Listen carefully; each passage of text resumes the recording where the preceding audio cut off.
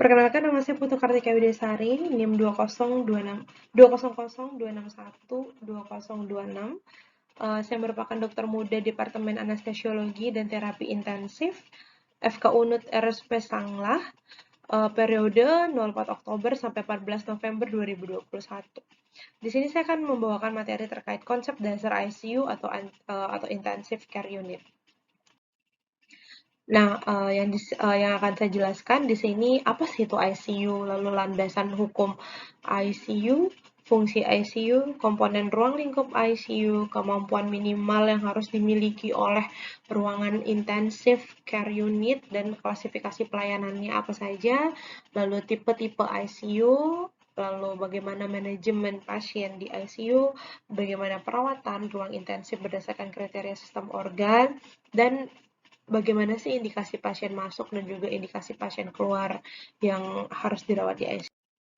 Yang pertama, apa sih ICU itu? Nah, ICU ini merupakan suatu bagian dari rumah sakit yang mandiri atau instalasi di bawah direktur pelayanan dengan staf yang khusus dan perlengkapan yang khusus dengan tujuan untuk terapi pasien-pasien yang menderita penyakit, cedera, atau penyulit-penyulit yang mengancam nyawa atau potensial mengancam nyawa dengan prognosis dubious.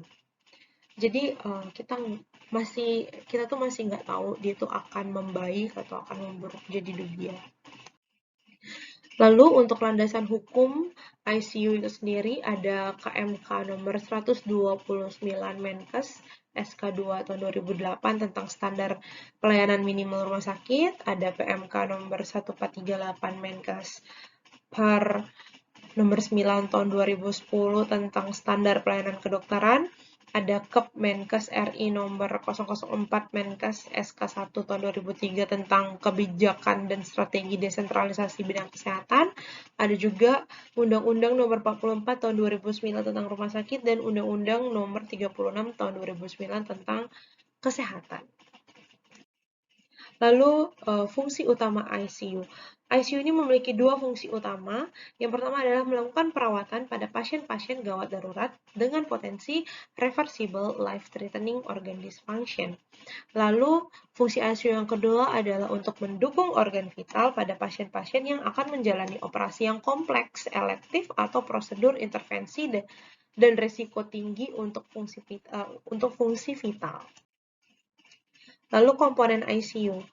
ICU memiliki beberapa komponen yang spesifik yang terdiri dari pertama, pasien yang dirawat adalah pasien dalam keadaan kritis. Lalu yang kedua, ICU memiliki desain ruangan dan sarana yang khusus. Yang ketiga, ICU memiliki peralatan khusus untuk menunjang fungsi vital. Dan yang keempat adalah ICU memiliki pelayanan yang dilakukan oleh tenaga medis, perawat, dan staf lain yang berpengalaman dalam pengelolaan keadaan tersebut. Lalu, kemampuan minimal yang harus dimiliki oleh suatu intensive care unit. Nah, tingkat pelayanan ICU ini akan disesuaikan dengan kelas rumah sakit, yang mana tingkat pelayanan ini ditentukan oleh jumlah staf, fasilitas, pelayanan penunjang, jumlah, dan juga macam-macam pasien yang dirawat. Kemampuan minimal yang harus dimiliki dari ICU yang pertama ada kemampuan dari resusitasi jantung paru. Ada pengelolaan jalan nafas, termasuk intubasi trakeal dan penggunaan ventilator sederhana, ada terapi oksigen, pemantauan EKG, pulse oximetri yang terus-menerus, pemberian nutrisi sentral dan parenteral, pemeriksaan laboratorium khusus dengan cepat dan menyeluruh, pelaksanaan terapi secara titrasi, kemampuan melaksanakan teknik khusus sesuai dengan kondisi pasien, memberikan tunjangan fungsi vital dengan alat-alat portable, dan kemampuan untuk melakukan kompresi dada. Lalu untuk klasifikasi pelayanan ICU, klasifikasinya dibagi menjadi 3, yaitu ada ICU primer, yang mana standarnya minimal, ada ICU sekunder, dan juga ada pelayanan ICU tertinggi atau ICU tersier. Untuk yang primer, di sini ICU memenuhi standar-standar kemampuan minimal ICU yang tadi, mampu melakukan resusitasi dan juga memberikan ventilasi bantu kurang dari 24 jam serta melakukan pemantauan jantung. Untuk yang sekunder atau menengah, mampu memberikan ventilasi bantu lebih lama lagi, melakukan bantuan hidup lain tetapi tidak terlalu kompleks. Dan yang tertinggi, mampu melaksanakan aspek perawatan atau terapi yang lebih intensif lagi. Untuk tipe-tipe ICU sendiri di sini ada General ICU, Medical ICU, Burn ICU, Cardiac ICU, Surgical ICU, Renal ICU, Respiratory ICU, dan ada Brain ICU. Ada juga HCU dan ICCU. Nah, HCU itu adalah High Care Unit. High Care Unit ini adalah ICU yang diperuntukkan bagi pasien yang menunjukkan perbaikan kondisi, jadi tidak perlu lagi ditangani di ICU. Namun masih perlu pengawasan ketat dari tenaga medis. Nah, untuk di Indonesia sendiri, aturan tentang pelayanan HCU ini ada di Keputusan Menteri Kesehatan Nomor 834 Tahun 2010. Adanya HCU diharapkan bisa meningkatkan efektivitas dan juga efisiensi layanan di ICU bagi pasien. Kondisi pasien HCU dijelaskan memiliki kondisi respirasi, hemodinamik, dan juga kesadaran yang stabil. Untuk yang ICCU atau Intensive Coronary Care Unit ini adalah khusus untuk gangguan jantung. Jadi beberapa kondisi yang bisa ditangani di ICCU itu adalah penyakit jantung koroner, serangan jantung, gangguan irama jantung yang berat, gagal jantung. ICCU menjadi bagian dari pusat pelayanan jantung dan juga pembuluh darah di beberapa rumah sakit. Lalu ada juga PICU dan juga NICU. Untuk PICU itu adalah pediatric intensive care unit, itu diperuntukkan bagi bayi di atas 40 minggu serta anak hingga usia 18 tahun atau bergantung dari kebijakan rumah sakit itu sendiri lagi. Secara umum, PICU ini merupakan pelayanan transisi dari usia anak menuju dewasa. Sedangkan NICU, Neonatus atau Neonatal Intensive Care Unit, itu adalah pelayanan khusus bagi bayi baru lahir atau memiliki kesulitan. Nah,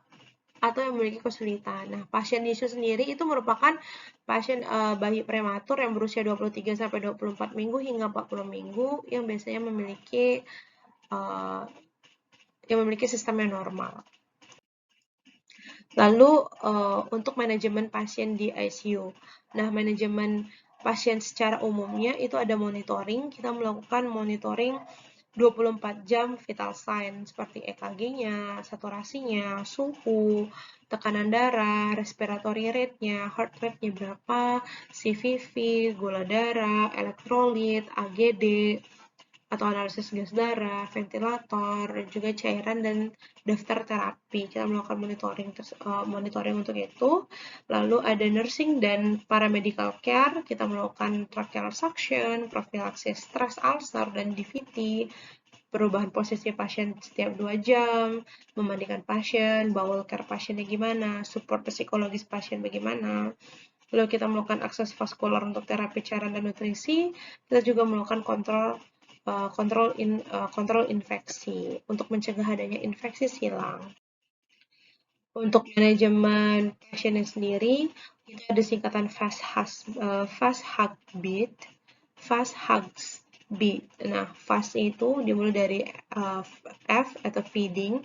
Itu adalah asupan target dapat diterima dan dapat dicapai untuk pasien-pasien di ICU adalah 5,6 kJ per kilogram per hari. Jadi di sini juga ada perhatian untuk pasien sepsis dan juga trauma itu membutuhkan 2 kali lebih banyak selama fase akut.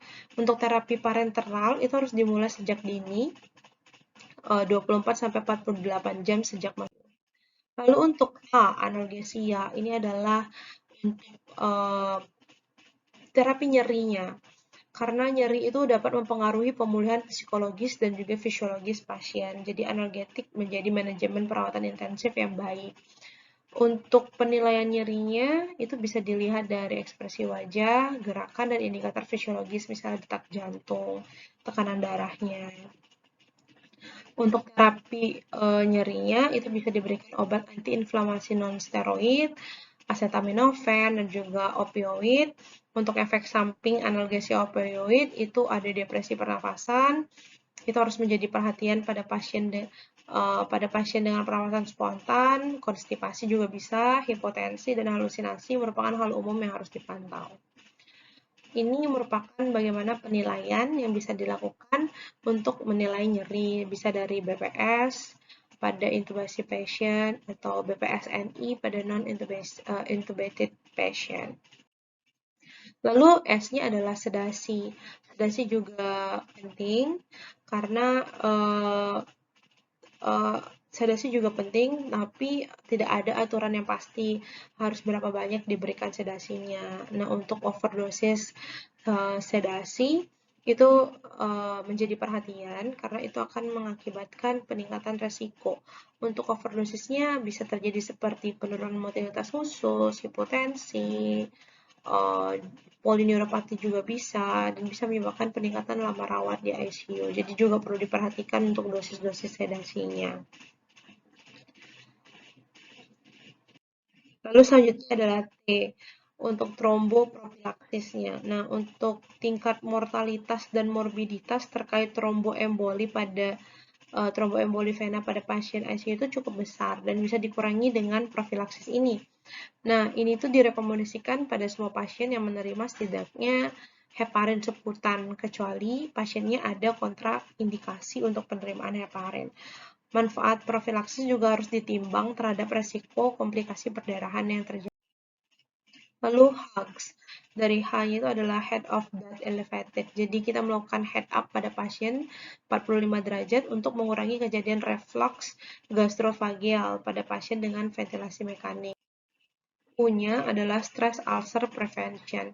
Kita pencegahan stres itu penting terutama untuk pasien dengan gagal nafas atau kelainan koagulasi, sedang dalam terapi steroid, atau dengan riwayat ulkus gastroduodenal yang beresiko lebih tinggi terkena perdarahan gastrointestinal lagi. Jadi ini berhubungan dengan stres. Untuk opsi perawatannya ada antasida, sucralfate, antagonis H2, dan inhibitor pompa proton yang diusulkan. Lalu G. G-nya termasuk glucose control.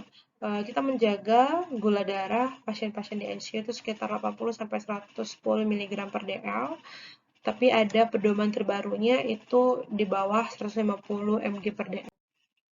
Dan yang S, spontaneous breathing trial. Jadi kita harus mencoba setiap hari dan dilakukan dengan cara protokol oleh tim perawat dan juga pernafasan yang terlatih. Karena ventilasi mekanik yang berkepanjangan itu akan meningkatkan kejadian pneumonia terkait ventilator, rawat inap, dan juga bisa menyebabkan kematian total. Maka dari itu, untuk breathing trialnya kita harus lakukan rutin. Lalu ada BEAD. B-nya itu adalah bowel movement dari diare dan juga konstipasi. Nah, pasien-pasien di ICU itu mungkin menderita diare dan juga konstipasi. Yang mana diare itu bisa disebabkan karena ketidakseimbangan elektrolit pada pasien, dehidrasi, iritasi hemoroid, anemia, dan juga delirium. Kalau konstipasi, ini akan menyebabkan ketidaknyamanan yang signifikan, bisa juga menyebabkan intoleransi makanan pada pasien dan juga bisa menyebabkan delirium. Maksud saya yang diare tadi itu bisa mengakibatkan, bukan disebabkan oleh, tapi bisa mengakibatkan ketidakseimbangan elektrolit dan juga sebagainya. Lalu yang ini adalah indwelling catheters. Jadi ini kita perhatikan kateter-kateter yang terpasang pada pasien, kateter yang menetap seperti kateter urin, kateter vena sentral, kateter arteri paru, dan juga dialisis. Kita harus melakukan penilaian harian atau pengecekan rutin terkait dengan kebutuhan kateternya, evaluasi berkelanjutan, dan evaluasi kapan kita bisa melepasnya jika sudah tidak diperlukan lagi secara medis. Lalu D ada de-escalation. Ini merupakan terapi antimikroba empiris yang sangat penting untuk pengobatan infeksi nosokomial yang serius. Jadi, kita memberikan antimikroba berupa antibiotik spektrum sempit yang hemat biaya dan spesifik pada patogen. Lalu perawatan ruang intensif berdasarkan kriteria sistem organ. Yang pertama dari brain atau sistem saraf pusat. Pasien-pasien apa sih yang bisa masuk ke ICU kalau dia memiliki gangguan pada sistem saraf pusatnya? Itu adalah yang pertama ada pasien dengan acute stroke with altered mental status. Lalu ada pasien dengan koma metabolik, toksik atau antoksik, ada pasien dengan intracranial hemorrhage dengan potensial herniation dari brainnya, ada acute subarachnoid hemorrhage, meningitis dengan altered mental status atau respiratory compromise, ada central nervous system or neuromuscular disorder with deteriorating pulmonary function, pasien dengan status epileptikus, pasien dengan brain death atau potentially brain death yang manage untuk organ donation, lalu pasien yang mengalami vasospasm, dan pasien yang mengalami severe head injury. Lalu dari blood atau dari sistem kardiovaskular, pasien-pasien seperti pasien dengan akut myocard infarct, cardiogenic shock, kompleks aritmia, hipertensi emergensi, unstable angina, dysarrhythmia, hemodynamic instability, persistent chest pain, cardiac arrest, atau cardiac tamponade juga bisa.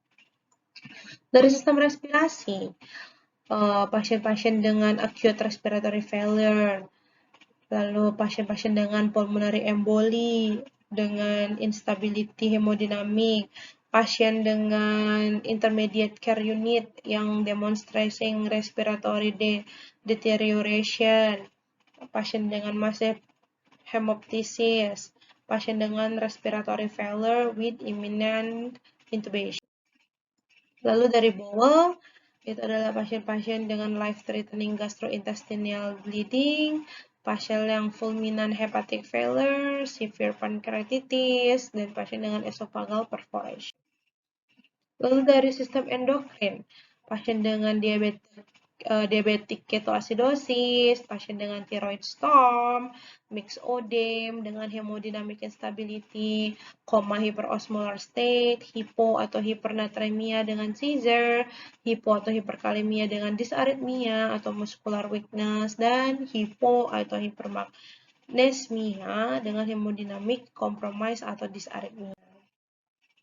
Lalu dari drug atau penyebab lainnya, pasien-pasien dengan overdosis obat, hemodynamically unstable drug ingestion, pasien dengan kejang diikuti dengan drug ingestion atau post-operatif pasien, bisa juga pasien dengan septic shock dengan hemodinamik yang tidak stabil, bisa juga pasien yang mengalami environment injury.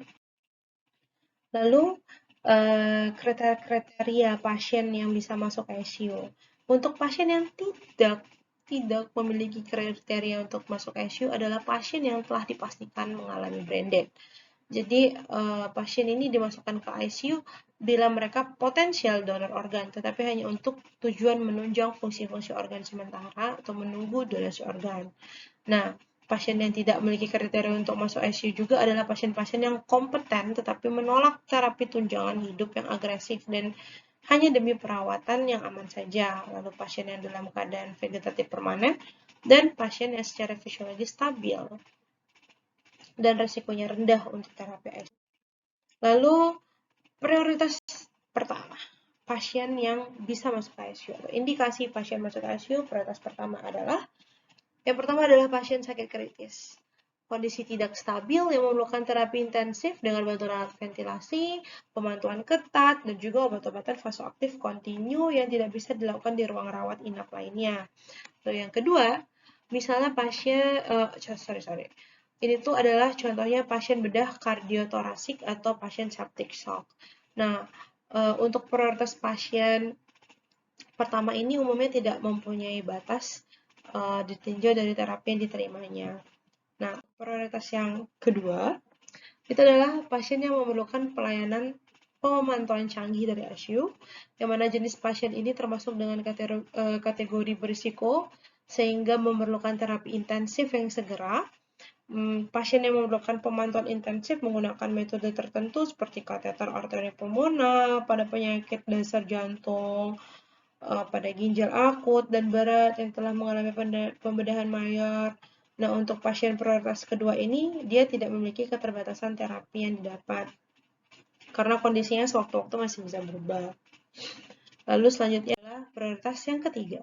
Prioritas yang ketiga ini adalah pasien yang memiliki sakit kritis dan juga tidak stabil, di mana status kesehatan sebelumnya penyakit yang mendasarinya atau penyakitnya akut, baik masing-masing atau kombinasinya sangat mengurangi kemungkinan kesembuhan dan atau mendapat manfaat dari terapi ICU. Untuk pasien-pasien ini tuh contohnya adalah pasien dengan penyakit keganasan, metastatik, disertai penyulit, infeksi yang lainnya. Dan pasien prioritas keempat ini yang secara umum tidak perlu masuk ke ICU, itu tidak banyak karena tidak banyak keuntungannya.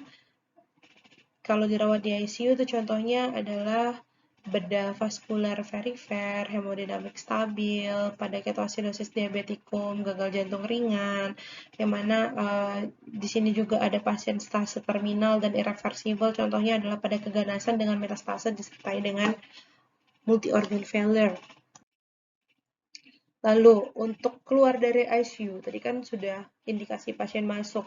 Lalu untuk pertimbangan keluar dari ICU, itu adalah prioritas pasien yang dipindahkan berdasarkan pertimbangan medis oleh kepala ICU dan tim yang merawat pasiennya. Bila status fisik pasien sudah stabil dan tidak perlu monitoring ketat lebih lama, boleh keluar dari ICU. Dan juga bila status fisik telah menurun jauh, tetapi tidak ada rencana intensif aktif lagi, boleh keluar dari merupakan salah satu kriteria keluar dari ICU. Lalu untuk indikasi pasien keluar juga ada prioritasnya. Prioritas pertama adalah pasien dipindahkan bila tidak lagi membutuhkan perawatan intensif atau jika terapi mengalami kegagalan, prognosis jangka pendeknya buruk, dan sedikit kemungkinan bila perawatan intensif diteruskan. Untuk prioritas kedua adalah pasien dipindahkan apabila hasil pemantauan intensif tidak dibutuhkan dan pemantauan intensif selanjutnya tidak lagi diperlukan. Dan prioritas ketiga adalah pasien yang dikeluarkan dari ICU bila kebutuhan untuk terapi intensif tidak ada lagi tetapi dapat dikeluarkan lebih dini bila kemungkinan kesembuhannya atau manfaat terapi intensifnya kontinu diketahui memiliki kemungkinan pulih kembali sangat kecil. Ya, baiklah, sekian dari presentasi saya hari ini. Jikalau ada kesalahan dan juga materi, jikalau ada kesalahan kata, kalimat, dan juga kekurangan materi, saya mohon maaf sebesar-besarnya. Terima kasih.